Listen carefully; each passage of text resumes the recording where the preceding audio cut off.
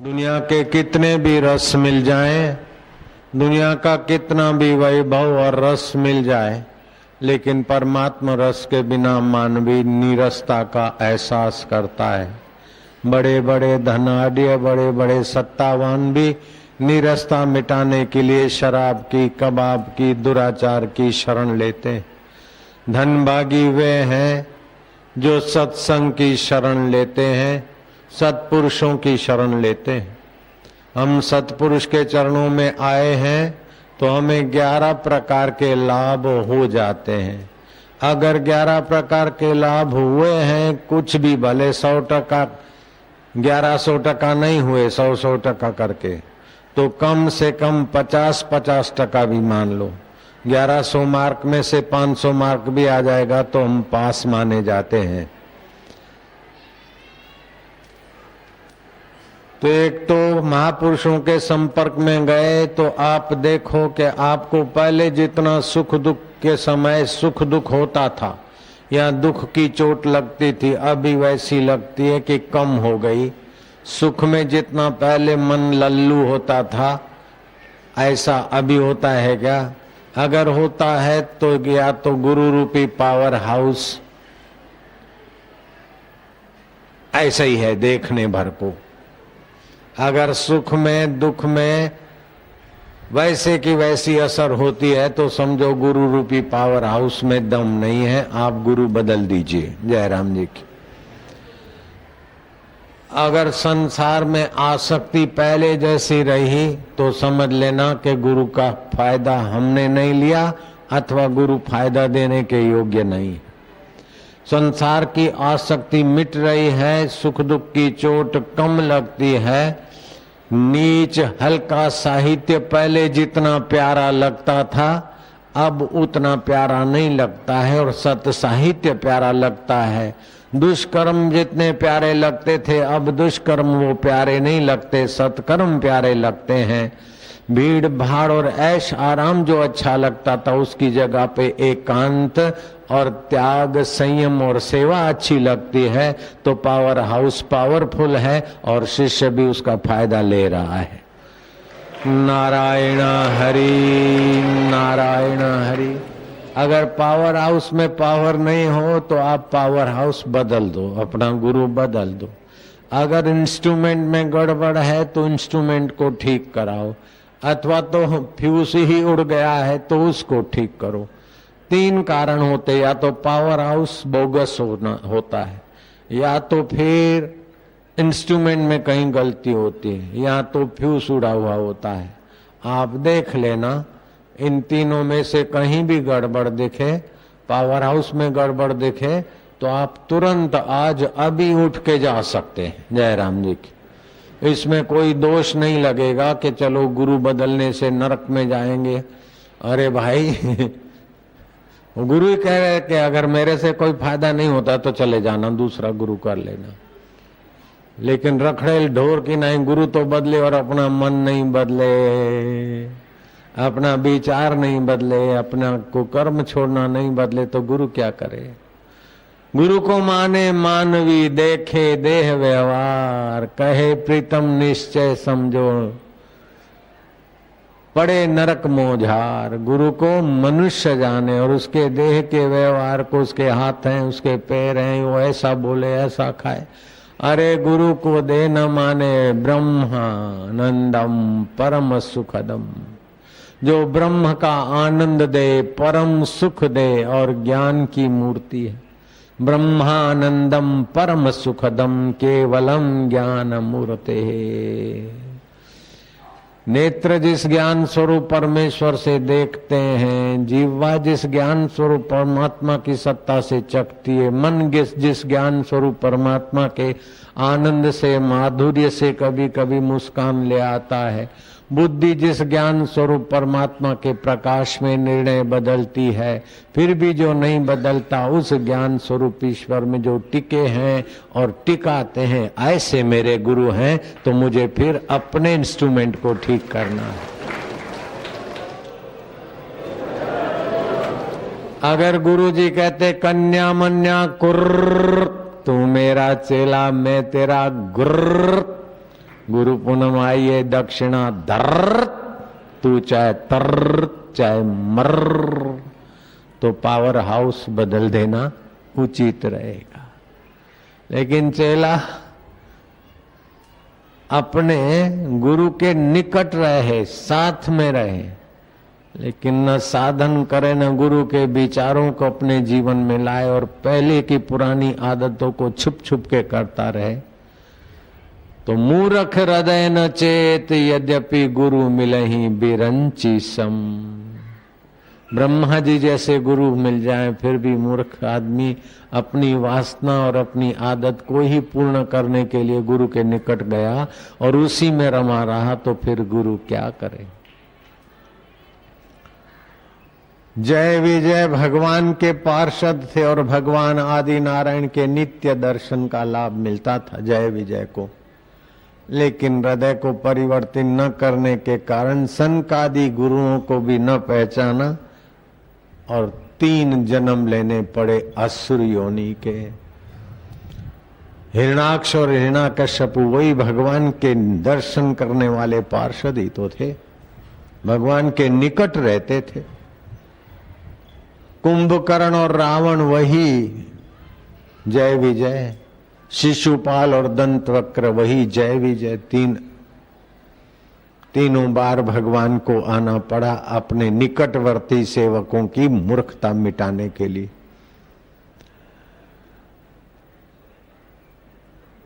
कादों में से कमल खिलाने की क्षमता रखने वाले गुरु अद्भुत होते हैं। कुछ गुरु लोग तो स्पर्श से पारस की नाई लोहे को सोना बना देते हैं, लेकिन कुछ उनसे भी ऊंची अवस्था वाले के स्पर्श किए बिना निगाह मात्र से, दृष्टि मात्र से शिष्य के साधक की जन्मों जन्मों की साधना मानो पूर्ण करने का प्रसार अपना पवित्र प्रेम सींच देते हैं, अपनी हूंफ भर देते हैं, अपना आनंद भर देते हैं, अपना ज्ञान और माधुर्य की लहरों में उसका मन हिलोरे लगाने लग जाता है। कुछ ऐसे महापुरुष भी होते हैं, मुझे ऐसे महापुरुष मिले। अंडा तो दूर है लेकिन कौंच पक्षी दृष्टि मात्र से उसको पोषता। ऐसे ही शिष्य दूर माइलों दूर हो और गुरु का ध्यान मूलम गुरु मूर्ति, पूजा मूलम गुरु पदम, मंत्र मूलम गुरु वाक्यम, मोक्ष मूलम गुरु कृपा। गुरु कृपा ही केवलम शिष्यस्य परम मंगलम। कईयों के मन में होता है दर्शन नहीं हो रहे इसलिए मुझे चलना पड़ता है आगे और पीछे।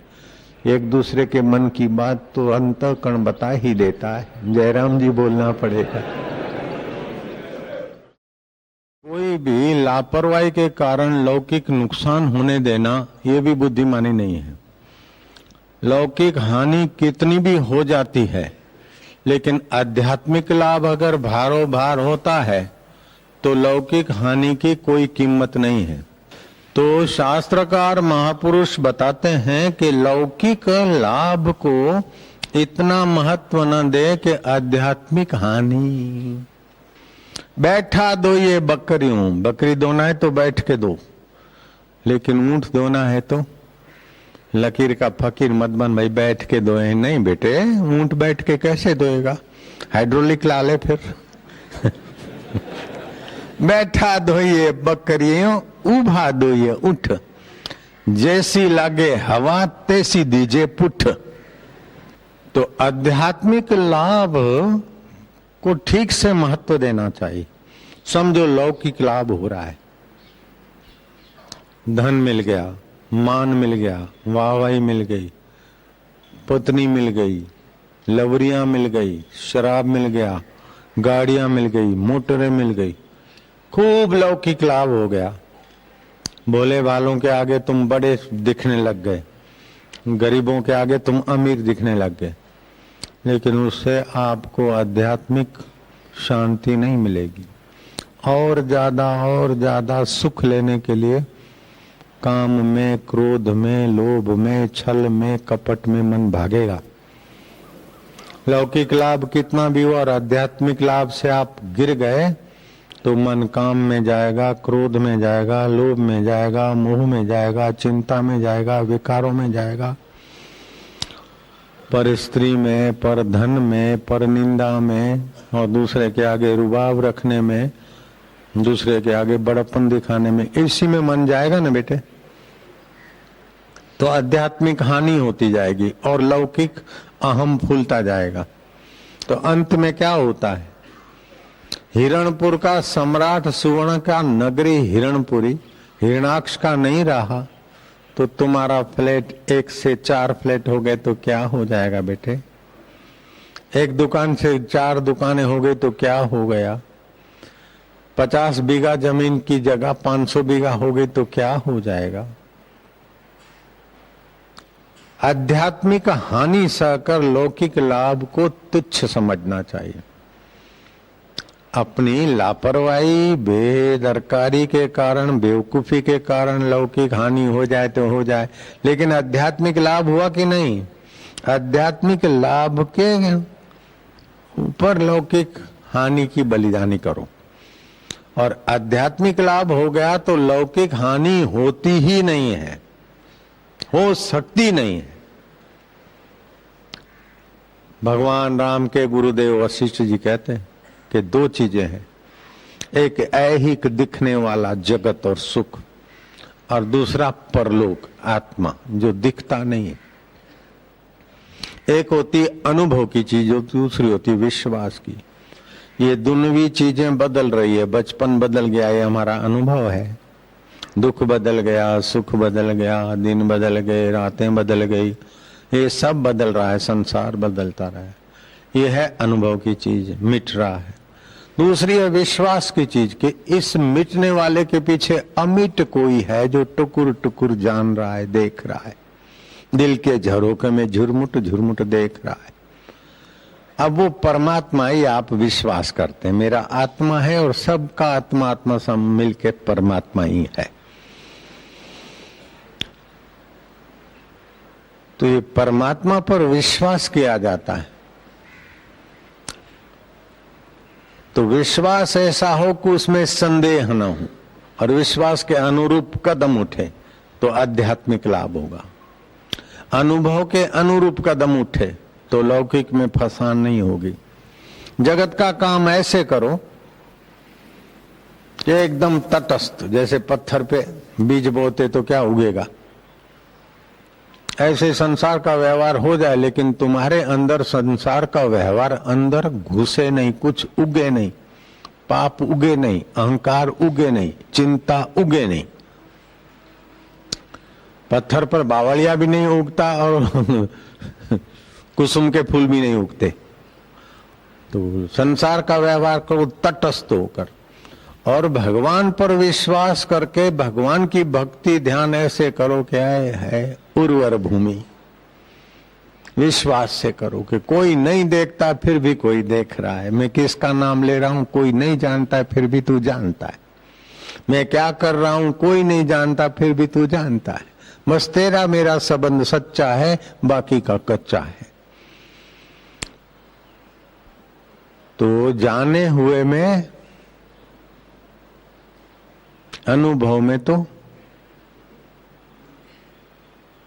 तटस्थ रहो, और माने हुए को अपना मानो, विश्वास। तो लौकिक लाभ कितना भी हो गया, अंत तो गत्वा मृत्यु का झटका लगेगा तो मील, धन, रुपया, पैसा, तंदुरुस्ती, लवरियां, ये वो मुसलिम सब छोड़ के मर गया। रावण का भी ऐसे ही हुआ, दूसरे भी बड़े बड़े दुनिया के सेठ 8 धनाढ्य वो भी ऐसे ही हो गया। तो लौकिक लाभ कितना भी दिखता है, अंत तो गत्वा भोगता छोड़ के मरता है, उसकी वासना उसके भोगने में, कर्म में, शरीर कमजोर, रोगी, बीमारी, भोगी होकर तो कई नरकों में पड़े, भोगी होकर कोई मुक्त हो गया हो, लौकिक लाभ लेकर कोई पूर्ण परमात्मा को पा लिया हो, ऐसा कहीं भी नहीं आया। लेकिन आध्यात्मिक लाभ से परमात्मा को पा दिया और लौकिक लाभ उसके छाया की तरह उसके पीछे पीछे घूमते। तो ईश्वर को पाने के लिए लौकिक लाभ को तुच्छ मान लो तो कोई परवाह नहीं, लेकिन लौकिक लाभ के आगे ईश्वर का त्याग कर दिया तो बड़ी हानि हो जाएगी। ईश्वर प्राप्ति के लिए सब कुछ छोड़ना पड़े तो सूखे तिनखे की नाई, काक विष्ठा की नाई सब छोड़ सकते, लेकिन ईश्वर को नहीं छोड़ो। और जब आप ईश्वर को नहीं छोड़ोगे, ईश्वर के लिए उसको छोड़ सकते हो, तो ईश्वर तो जानता है ना कि मेरे लिए सब छोड़ते, मेरे लिए सब की आसक्ति छोड़। तो ईश्वर के लिए अगर आप सचमुच चल पड़ते हो तो गाड़ी के लिए सचमुच चल पड़ो तो गाड़ी मकान पैसे चल के नहीं आएंगे, वे जड़ है। ईश्वर के लिए आप चल पड़ते हो तो ईश्वर आपके लिए कदम कदम पे ऐसी व्यवस्था, ऐसा बल, ऐसी प्रेरणा देंगे। सोचा मैंने कहीं जाऊंगा, पहले क्यों नहीं ऐसा बल आया? ये तो ध्यान भजन किया तब हुआ ना।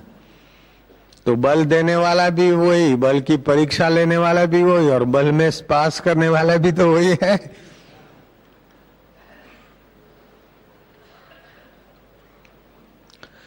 तो एक महापुरुष लिखते हैं कि जगत का लाभ, अगर ईश्वर के लाभ को छोड़कर जगत का लाभ होता है तो उसको काकविष्ठा समझो, और ईश्वर की प्राप्ति में जगत के लाभ की लापरवाही होती है तो परवाह नहीं।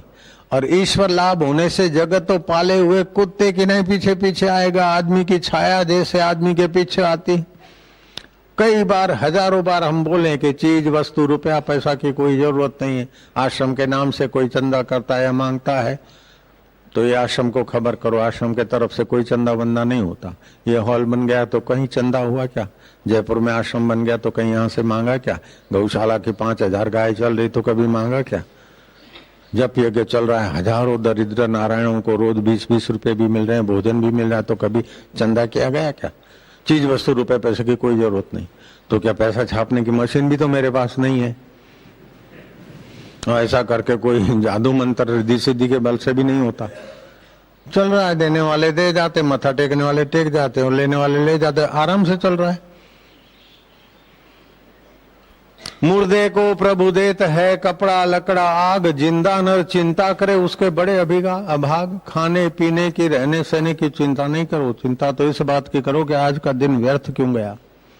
ईश्वर प्राप्ति के लिए कितने तड़फे, ईश्वर प्राप्ति के लिए कितना ध्यान किया, ईश्वर प्राप्ति के लिए कितना जप किया। किसी को देखते तो बस पेशाब में धातु बह गया। तो काम आकर तुम्हारा शरीर निचो देता है, लोभ आकर मुंह में लाड़ ले आता है, मोह आकर ये करता है, तो हृदय में भगवान बैठा तो उसका तो अन्याय आप अनादर कर रहे। घर में राजाधिराज बैठा और कोई भिखारी आकर आपका वो छीन गया, दूसरा भिखारी वो छीन गया, और घर में मेहमान भूखा मर रहा है। दाएं नाक से श्वास लिया, थोड़ा सा रोका, ओम मरियमाय जप किया और मेरा ब्रह्मचर्य दृढ़ हो, नाभि पर ध्यान किया, बाएं से छोड़ो, फिर बाएं से लियो, रोको थोड़ा और दाएं से छोड़ो। ऐसा 11 प्राणायाम करो। बेकार आए किसी लड़की के तरफ, लड़के के तरफ, पत्नी पत्नी के तरफ, तुरंत ये प्राणायाम करे और चिंतन करो तो नीचे जाते वाले वीर्य की धारा ऊर्ध्वरेता हो जाएगी। और वीर्य को जितना संयत किया उतना मन संयत हो जाएगा। रुपया गिर गया, 5-50 रुपया गिर गया तो इतना घाटा नहीं, ये लौकिक घाटा है। लेकिन वीर्य नाश हो गया चिंतन से, ये आध्यात्मिक घाटा है और लौकिक घाटा भी। ऐसे सिद्ध आसन पे बैठ के जप करो, मंत्र जल्दी सिद्ध हो। 7 कारणों से आदमी स्मृतिवान बुद्धिमान बनता है। एक तो शास्त्र का अध्ययन करे, दूसरा एकांत में थोड़ा विचारे, विचारों को देखे, उससे पृथक अपने को जाने, तीसरा जप करे, श्वासोश्वास को गिने, चौथा भ्रू मध्य में ध्यान करे, ओमकार का, गुरु का, एकलव्य आदि की नहीं या और किसी जैसा थोड़ा बहुत करे। 5वां रात को 7 मासा जौ भिगा के रख दे। ये तो आसान तरीका है, 10 पैसे के होते होंगे 7 मासा जौ। 7 मासा बराबर 10 ग्राम जौ, 8 मासे का तोला होता है। 8 मासा तोलो, 8 मासे का तोला होता है तो 7 मासा बराबर 10 ग्राम जौ रात को भिगा दे। सुबह थोड़ा सौंठ मिलाकर मेरी स्मृति का वर्ध स्मृति और बुद्धि शक्ति का विकास हो। बस भगवान का गुरु को स्मरण करके ओंकार चबा चबा के खाए। और कैसी कैसी बातें तुम्हारे आगे ले आता हूं, तो आध्यात्मिक लाभ हो इसीलिए लाता हूं। और आपको आसानी से ये सारी बातें मिलती है। और पढ़ते पढ़ते घूमते घूमते बाजार में तो मिलेगी नहीं। शास्त्र पढ़ते पढ़ते किसी को ये बात हाथ लगेगी, किसी को नहीं लगेगी। सत्संग में सबके लिए सार सार सुलभ हो जाता है। सूर्य नारायण को अर्घ्य देने से, तुलसी के पत्ते खाने से, बुद्धि स्मृति वर्धक मंत्र जप करने से। और एक खास प्राणायाम है, यूं खड़े हो गए, गर्दन को पीछे दबोचा, तो जहां जटा है अपनी ये चोटी होती ना, तो चोटी के इर्द गिर्द बुद्धि की नाड़ी जाल है, नस नाड़ियों के जाल में वो बुद्धि। तो रात को दही खाने से, सत्तू खाने से, अष्टमी को नारियल खाने से, मासिक धर्म वाले के हाथ से भोजन करने से वो नाड़ी जाल पर एक स्तर जम जाता है धीरे धीरे। तो बुद्धि की मंदता, विस्मृति। तो गर्दन यूं करके श्वास जोर से लिया, तो श्वास में ओम लिया,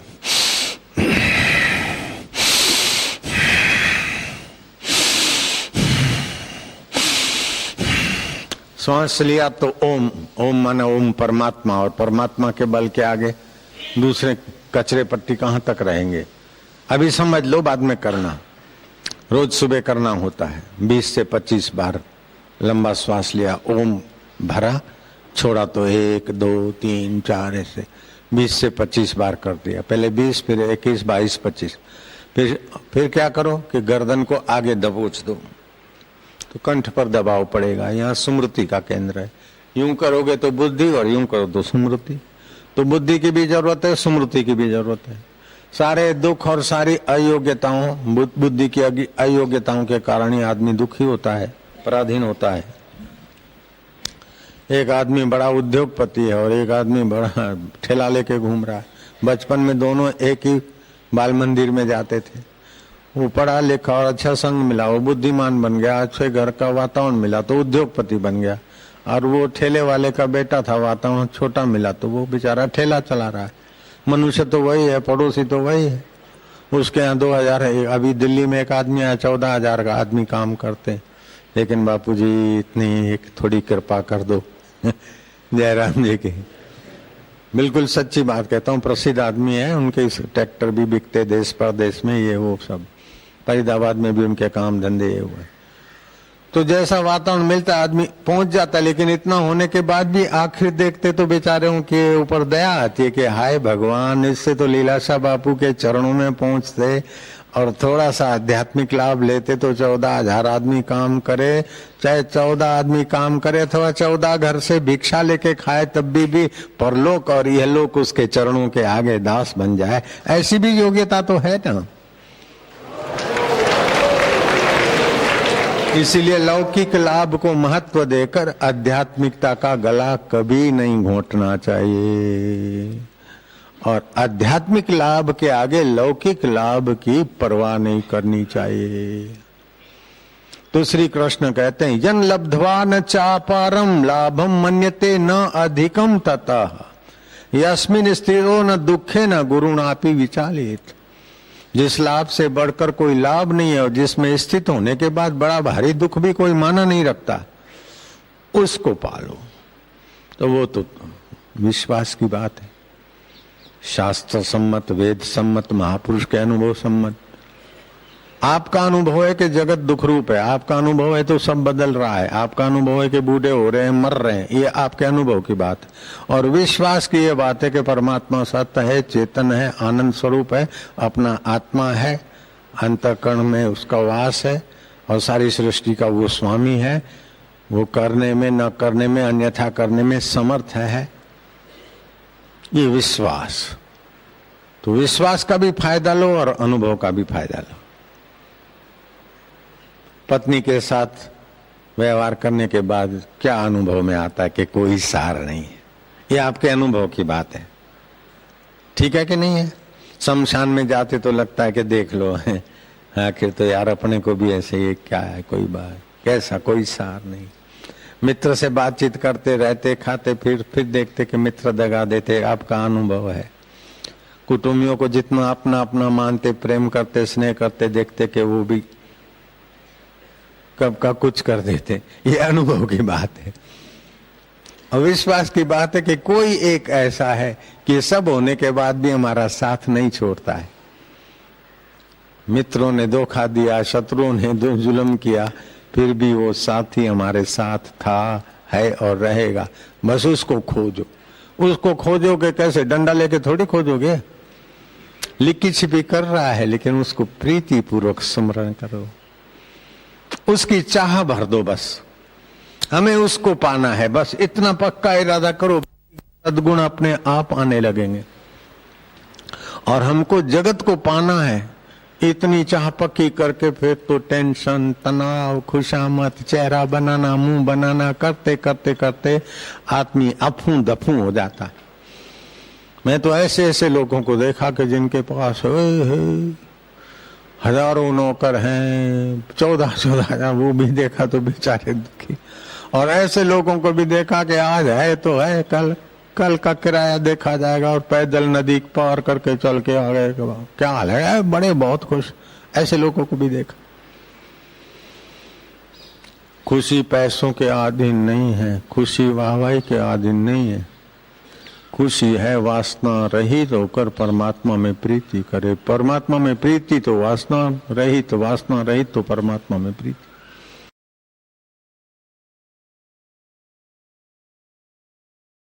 जितना जितना बाह्य जगत के आधार से सुख लोगे, उतना उतना आप संसारी हो।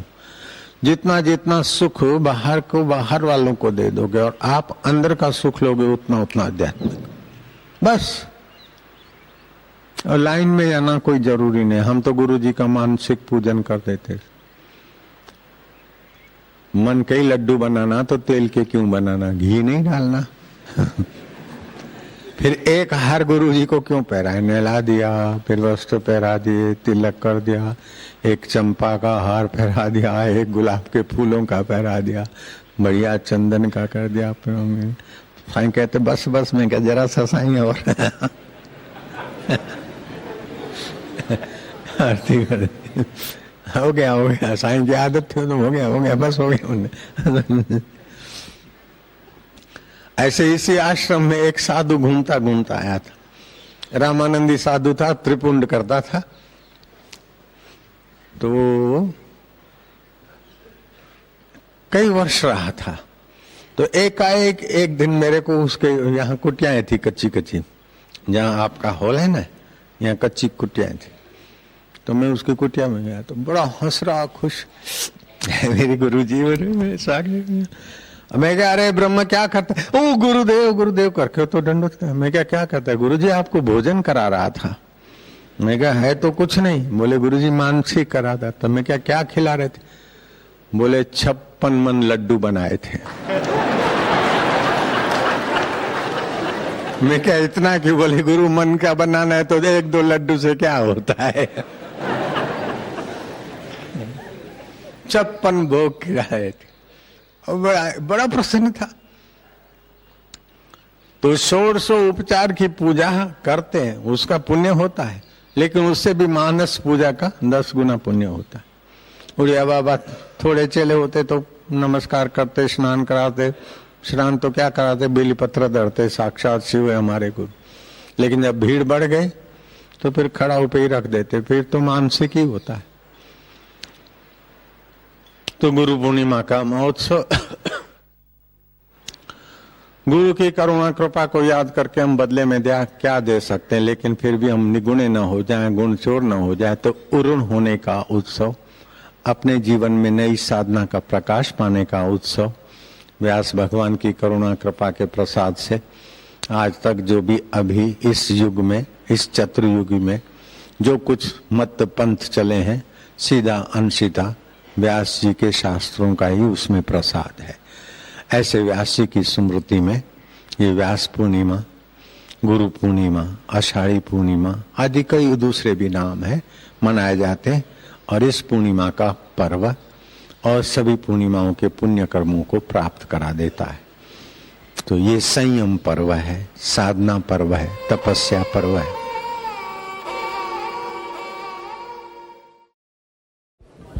वेद कहता है, अथर्ववेद कांड दूसरा, सूक्त 11वां, मंडल पहला। दुष्या दुषरसी हेव्या हेतरसी मन्या मनरसी अपनु ही श्याम समनि समम क्रमः। अच्छे बुरे कर्म सभी से होते हैं। ये वेद का मंत्र का अर्थ पढ़ रहा हूं। अच्छे बुरे कर्म सभी से होते हैं। सुमति कुमति सबके उर रही, वेद पुराण निगम अस कहीं। अच्छाई बुराई सबके, सुमति कुमति सबकी गहराई में है। वेद पुराण निगम आदि शास्त्र कहते हैं, तो ये वेद का ही दूसरे कांड का 11वां सूक्त और पहला मंत्र है। दुष्या दुष्रसी हेव्या हेतिरसी मन्या मनिरसी आपनु ही श्याम समति ही समम काम। अच्छे अर्थ पढ़ रहा हूं। अच्छे बुरे सभी कर्म मनुष्य से ही होते हैं। दुर्बलता मनुष्य के अज्ञान का प्रतीक है। श्रेष्ठता प्राप्त करके मनुष्य को आत्मबल प्राप्त करना चाहिए। यह तभी संभव है जब मनुष्य के जीवन में बुराइयों को त्यागने का सन्मार्ग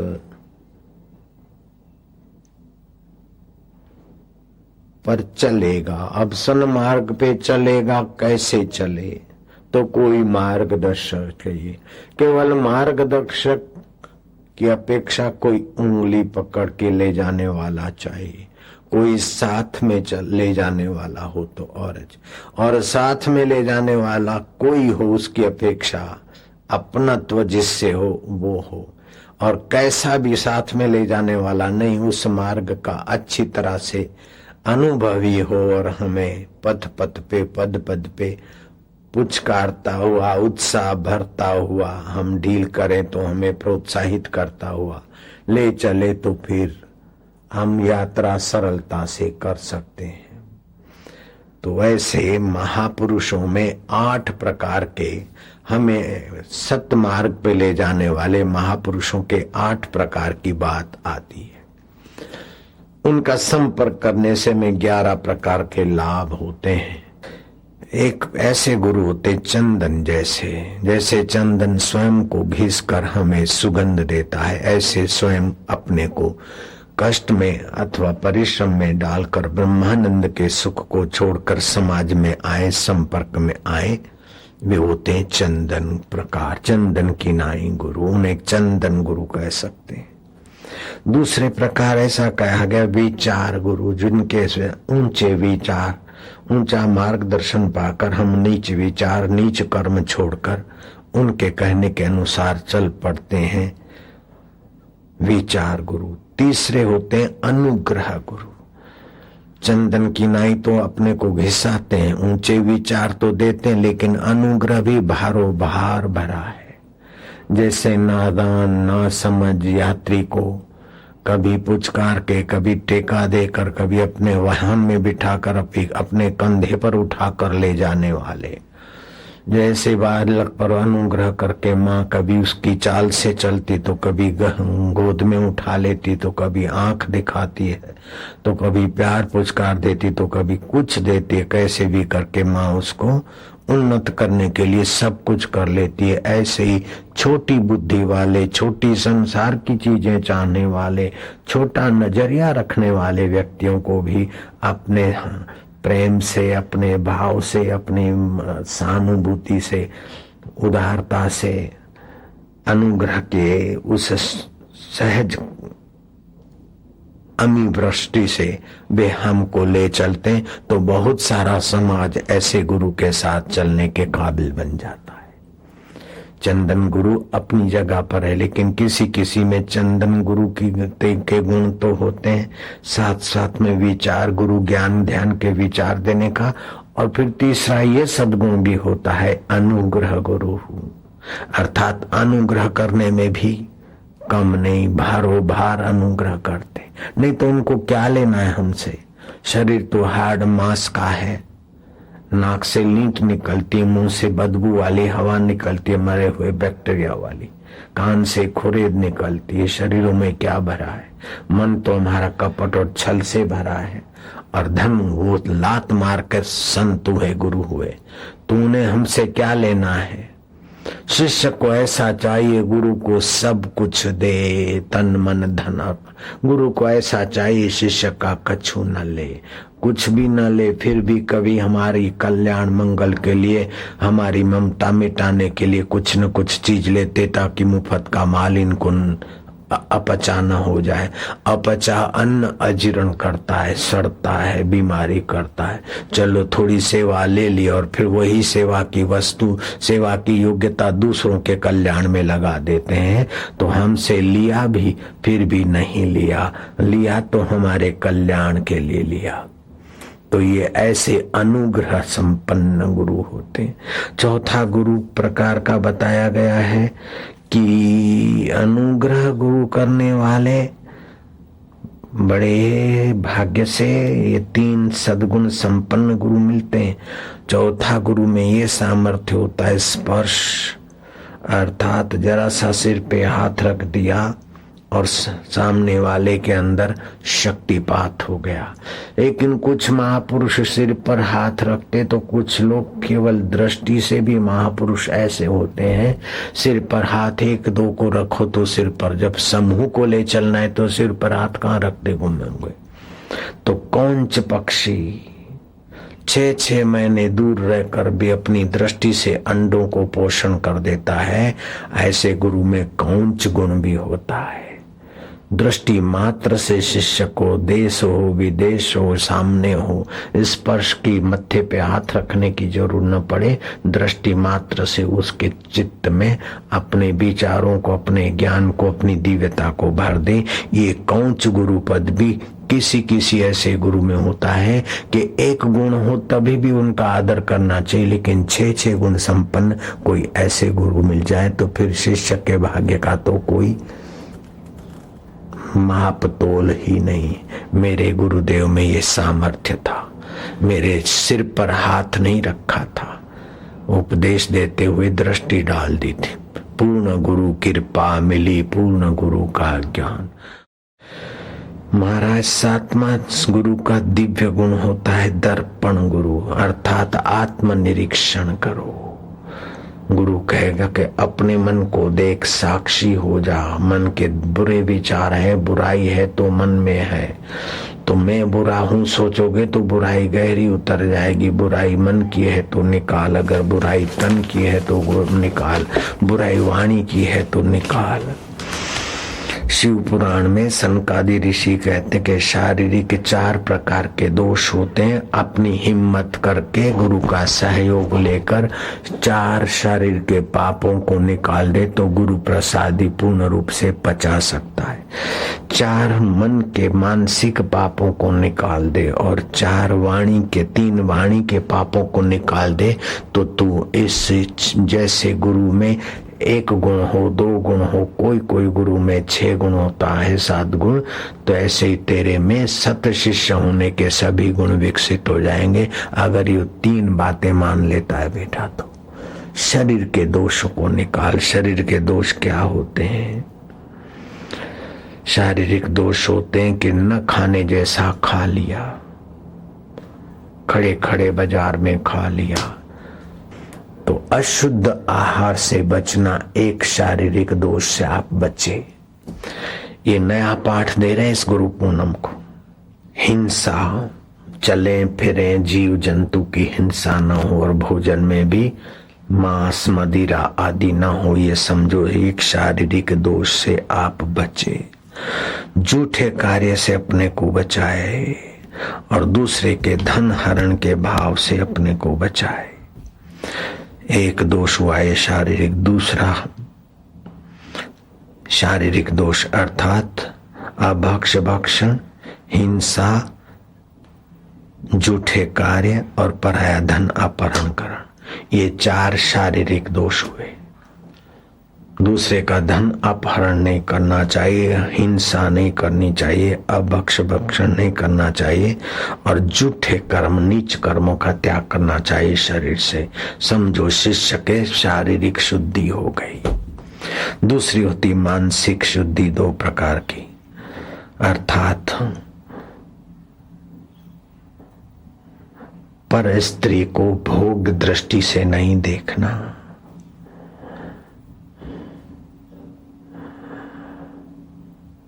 और शरीर के मृत्यु का भय नहीं रखना। शरीर मरने वाला है, अभिनिवेश नहीं रखना। पर स्त्री को काम विकार की दृष्टि से नहीं देखना मन से, और अपने देह को मैं मानकर मरने के भय से भयभीत नहीं रहना। ये 2 मानसिक दोष। 3 वाचिक दोष है।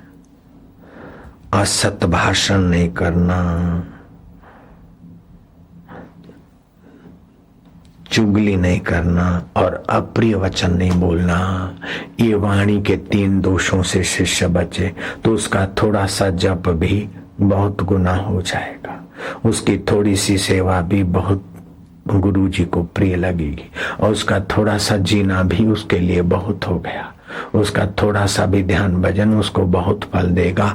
अगर इन 4, 2, 6, 3, 9 दोषों से अपने को बचाता है तो वो शिष्य सत्य शिष्य बन जाता है। वो सतगुरु का सत्व को ठीक से पचा लेगा। गुरु तो वही का वही होता है। शिष्य में जितना सत्व कम ज्यादा उतना ही फायदा कम ज्यादा होता है। वही के वही लीलाशाह बापू जी थे।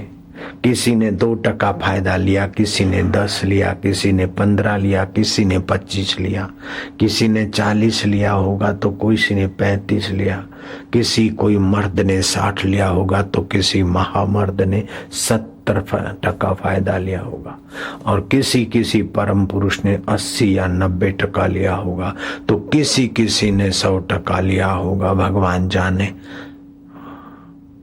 कोई विरला ही ले पाता है। फिर तो वो गुरु रूप ही हो जाता है। गुरु मिला तब जानिए मिटे शोक संताप, राग द्वेष व्यापे नहीं फिर सतगुरु आपे आप।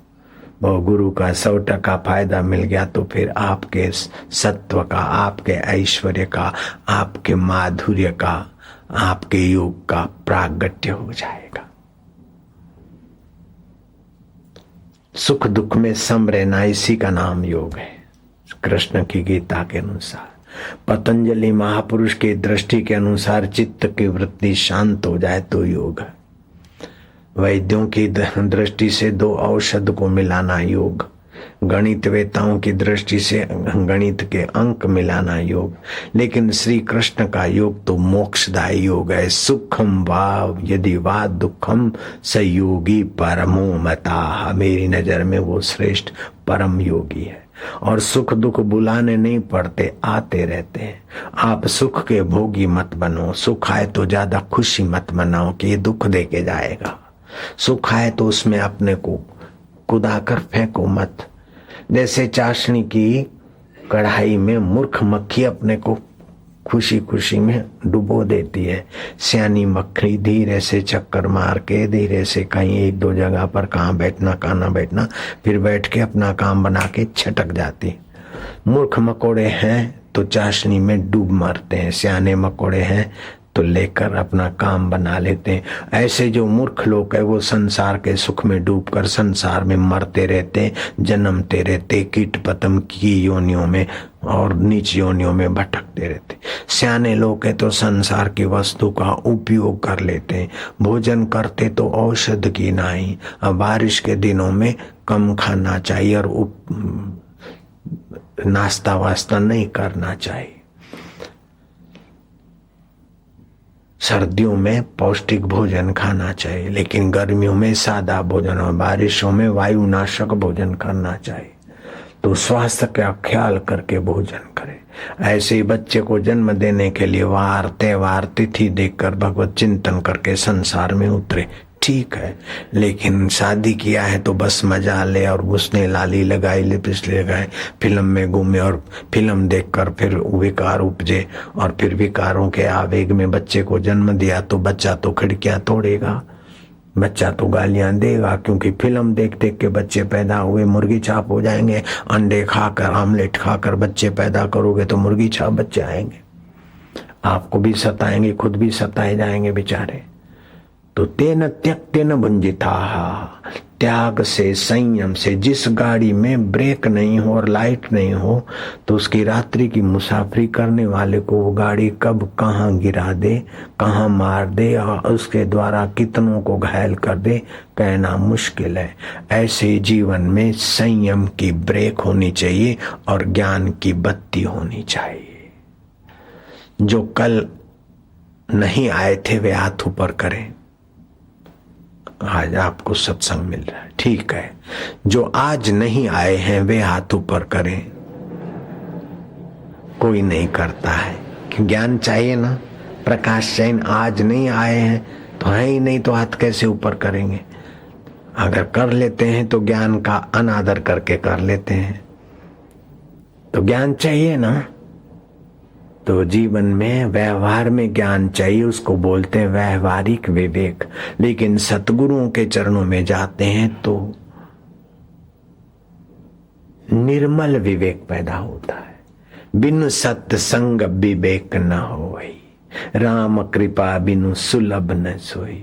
सत्संग के दो दिव्य चक्षु मिलते हैं महापुरुष के संपर्क में।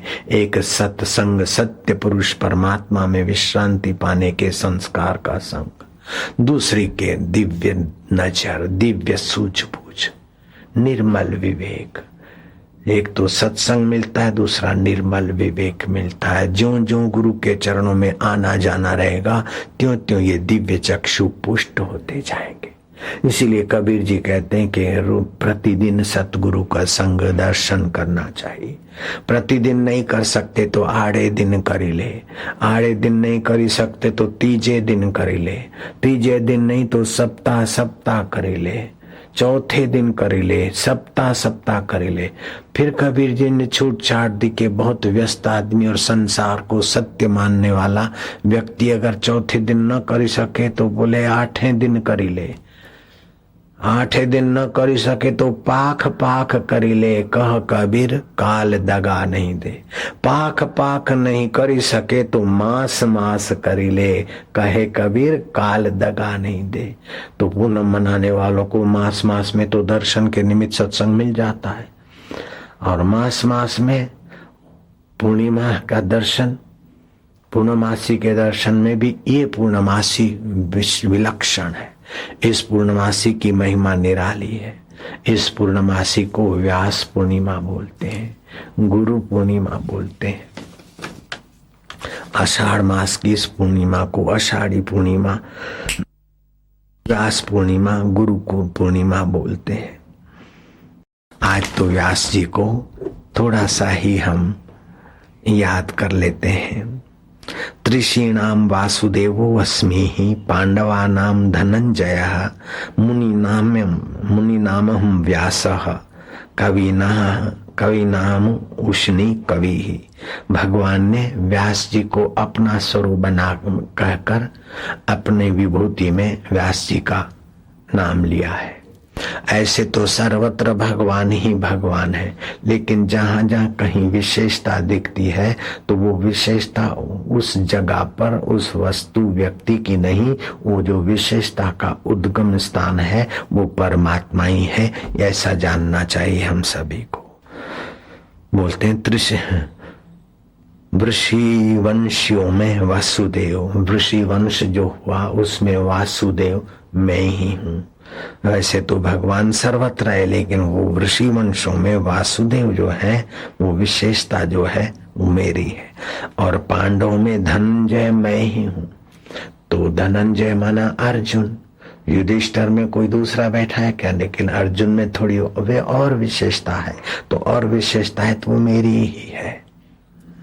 तो पांडवों में धनंजय मैं हूँ, मुनियों में वेद व्यास और कवियों में शुक्राचार्य भी मैं हूँ। शुक्राचार्य संजीवनी विद्या जानते थे। शुक्राचार्य के पास देवों के गुरु बृहस्पति का पुत्र कौच भी विद्या सीखने को आया था। वो कवि भी थे। पाश्चात्य जगत के कवियों में और व्यास की कवित्व में जमीन आसमान का फर्क है। पाश्चात्य जगत के आध्यात्मिक जगत के जो कवि माने जाते हैं, जो श्रेष्ठ विचारक माने जाते हैं, उन श्रेष्ठ विचारकों के भी विचार एक देशीय पाए गए हैं। जब व्यास जी के विचारों में एक देशीयता की गंध नहीं है, वो सर्वदेशी विचार है। इसलिए भगवान कहते हैं कि मुनियों में व्यास मैं हूं, कवियों में।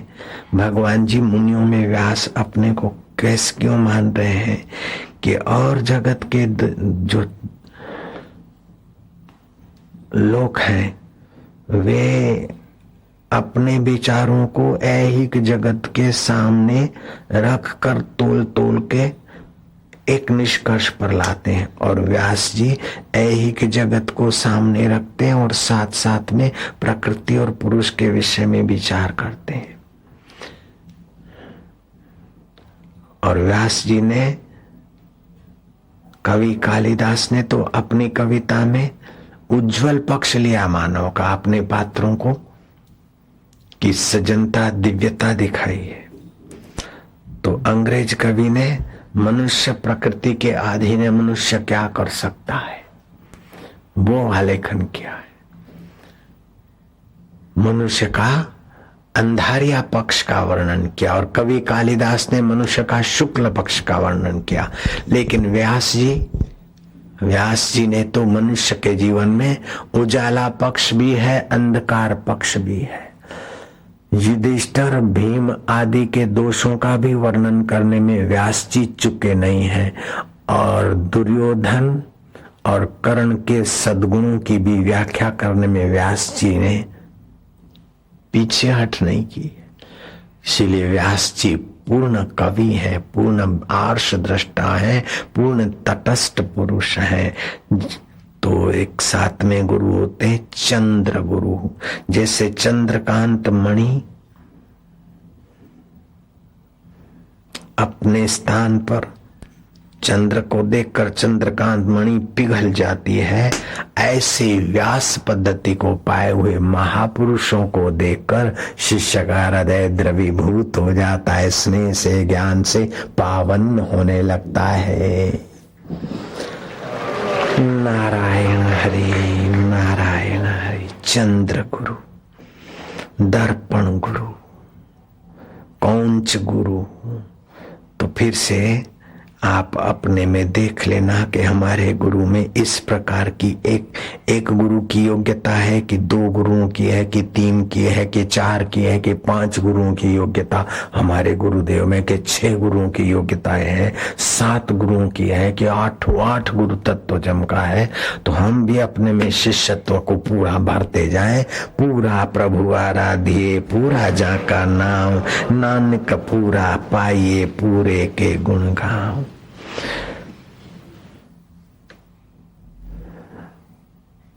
नानक जी ने कहा, गुरु बोहे तारे भव पारी। गुरु बोहे को अर्थात शिष्य को भव से पार कर देते, जन्म मरण से संसार। गुरु सेवा जगते छुटकारे, जगत के झंझट से छुटकारा, जमते छुटकारे। अंधकार में ही गुरु मंत्र उजारा। अंधकार में अहंकार में जीने वाले व्यक्ति के लिए गुरु मंत्र एक प्रकाश है, एक दीपक है। गुरु मंत्र जो जपेगा उसके हृदय में गुरु की वाणी का, गुरु के मार्गदर्शन का प्रेरणा मिलेगा। और अगर गुरु में ही इस प्रकार के सामर्थ्य है तो आप अच्छा काम करके अपने ही घर में जो गुरु का चित्र रखा है उधर जाते हो तो गुरु आपको विशेष प्रसन्न मिलेंगे और कुछ प्रेरणा देते हुए मिलेंगे। अगर आप कोई बद्दा काम करके जाते हो और फिर जाओ पूजा के रूम में या गुरु के सामने देखो तो चित्र तो वही आपका लाया हुआ 6 महीने 12 महीने मैंने 2 साल पहले का आपका ही चित्र लगाया हुआ, भावना से प्राण प्रतिष्ठा किया हुआ वही चित्र विचित्र आंख दिखाएगा, विचित्र नालत पैदा करेगा, तो समझ लो कि गुरु तुम्हारे को मंत्र के द्वारा तुम्हारे चित्त में भी गुरु का संकेत और साम्राज्य छा रहा है। गुरु तो एक ऐसे अतिथि है, एक ऐसे संत अतिथि थे। बारिश की रात थी, दरवाजा खटखटाया। बोले कौन? बोले भैया एक अतिथि हूं, बरसात में भीग रहा हूं। दरवाजा खोला, बोले भीग रहा हूं, आपके घर में थोड़ा सा जगह हो खड़ा रहने की? तो बोले अच्छा महाराज आ जाओ। महाराज आ गए, दरवाजा बंद हुआ। धीरे से महाराज ने कहा भैया खड़े खड़े कितनी देर खड़ा रहूंगा, जरा बिछा दो तो मैं बैठ जाऊं। बैठो महाराज। बोले बैठे थोड़ी देर। बोले बैठेंगे भी कब तक लाला, जरा सा बिस्तर बिछा दो ना, आराम कर ले, में रात हो रही है। वो गृहस्थी ने बिस्तर बिछा दिया। बोले अकेले बिस्तर, भूखे भजन न हो, कुछ खाने को है तो ले आओ बेटे। तो खाने को भी दे दिया। चलो भूखे महाराज। और महाराज तो आराम से सो गए। सुबह हुआ, महाराज बारिश रुक गई है और आप कहाँ से आए? जहां से आए पधार सकते हैं। महाराज ने कहा दिमाग खराब तो नहीं हुआ है? किसको बोलते हो जा सकते हो? ये तो घर मेरा है, तुमको जाना है तो भले चले जाओ। तुमको जाना है तो अपने बाल बच्चे लेकर चले जाओ, भले भैया घर मेरा है। ऐसे ही महाराज गुरु मंत्र के रूप से हमारे हृदय में आते, फिर धीरे धीरे धीरे धीरे धीरे धीरे वहां डेरा जमाते, फिर अहम को बोलते और अहम की पत्नी को बोलते और काम क्रोध आदि उसके परिवार को बोलते कि ये शिष्य का हृदय तो मेरा घर है, तुमको जाना है तो चले जाओ। आए राम, आए मेरे गुरुदेव, आओ पधारो मेरे हृदय। तुलसीदास जी कहते मम हृदय भवन प्रभु तोरा, मेरा हृदय तेरा घर है, आजा नाथ, घुस जा इसी बहाने आजा। ताई बसे आई बहु चोरा, इसमें बहुत चोर घुसे हुए। मैं एक अला अमित बट मारा, को सुनत नहीं मोर पुकारा, रघुनायक बेगी करो संभारा, जल्दी आओ। है ये कैसा संबंध है गुरु शिष्य का। गुरु जी बाहर से देते हुए दिखते नहीं और लेने वाले की झोली भरी हुई मिलती। बाहर से कुछ करते हुए नहीं दिखते, केवल 2 शब्द ही सुनाते, लेकिन शिष्य की शंकाओं का समाधान और शिष्य के कृत्यों का चित्रण उसके सामने कर डालती। ये कैसा गुरुओं का, ये कैसा है जादू समझ में न आया, तेरे प्यार ने हमको गुरुदेव जीना सिखाया। नहीं तो घुट घुट के मर रहे थे। निगुरा आदमी घुट घुट के मरता है। निगुरा सफलता में भी विलासी विकारी होकर भयभीत होता है और विफलता में भी दोषी पापी या दूसरों को लांछन लगाकर अपना हृदय खिन्न करता है।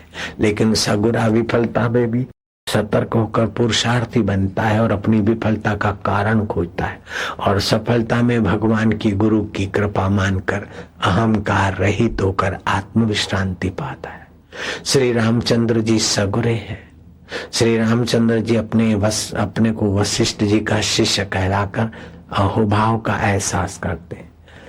कृष्ण अपने सांदीपनी गुरु के शिष्य कहलाकर अहोभाव का एहसास करते हैं। विवेकानंद रामकृष्ण का शिष्य कहलाकर अहोभाव का एहसास करते हैं। छत्रपति शिवाजी समर्थ का शिष्य कहलाकर अहोभाव का एहसास करते हैं। आशाराम लीलाशाह बापू का शिष्य कहलाकर अपने हृदय में अहोभाव का एहसास करते। ऐसे ही विदेशी लोगों ने भी सुकरात का शिष्य कहलाकर प्लेटो अपना अहोभाव एहसास करते हैं। और भी कुछ तो सतगुरु और सत शिष्य का संबंध ये पिता पुत्र के संबंध से भी कई गुना ऊंचा होता है।